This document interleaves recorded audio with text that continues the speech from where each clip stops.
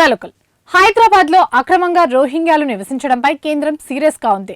బాలాపూర్ ప్రాంతంలోని గుర్రం చెరువు సమీపంలో అక్రమ రోహింగ్యాల శిబిరం ఎలా ఏర్పడిందో దర్యాప్తు చేయాలని ప్రధానమంత్రి కార్యాలయం తెలంగాణ ప్రభుత్వాన్ని ఆదేశించింది.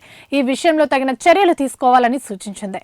బాలాపూర్, సహీన్ నగర్ లో ఐక్యరాజ్య సమితి శరణార్థుల హై కమిషనర్ కేటాయించిన 2 వేర్వేరు శిబిరాల్లో వేల సంఖ్యలో రోహింగ్యా ముస్లింలు నివసిస్తున్నారు.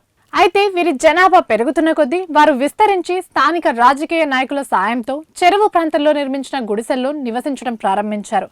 రోహింగ్యా కుటుంబాలు చేస్తున్న ఈ అక్రమాలు ఆపకపోతే అది ఐకానిక్ సరస్సుకు వినాశనాన్ని కలిగిస్తుందని కార్యకర్తలు అంటున్నారు. బాలాపూర్ ప్రాంతంలోని 20 ఎకరాల కంటే తక్కువ విస్తీర్ణంలో మరియు దాని అసలు పరిణామంలో 70% ఉన్న ఈ సరస్సు పరిరక్షణను అర్బన్ లేక్ గవర్నెన్స్ ప్రాజెక్ట్ కింద నెదర్లాండ్స్ ప్రభుత్వం చేపట్టింది. రోహింగ్యాల ఆక్రమణలపై ఉప్పల్కు చెందిన శ్రీకాంత్ ఇటీవల ప్రధాని కార్యాలయానికి ఫిర్యాదు చేశారు.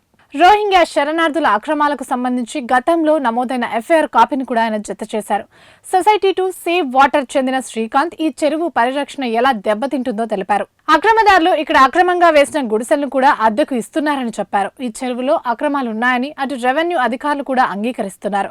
గతంలో కొన్ని ఆక్రమణలు తొలగించామని, అయితే మళ్లీ ఆక్రమణలు జరిగాయని వారంటున్నారు. ఆక్రమణదారులు చెరువులను ఎలా కంకరతో నింపుతున్నారో ఇప్పటికే గుర్తించారు. సరిహద్దు గోడను నిర్మించి ఆ ప్రాంతాన్ని రోహింగ్యా శరణార్థులకు అద్దెకు ఇచ్చారు. తాజాగా ఈ రోహింగ్యాలను వెనక్కి పంపాలన్న డిమాండ్తో భాగ్యనగర్ గణేష్ ఉత్సవ సమితి బాలాపూర్లో పెద్ద ఎత్తున ధర్మరక్ష సభను తలపెట్టింది.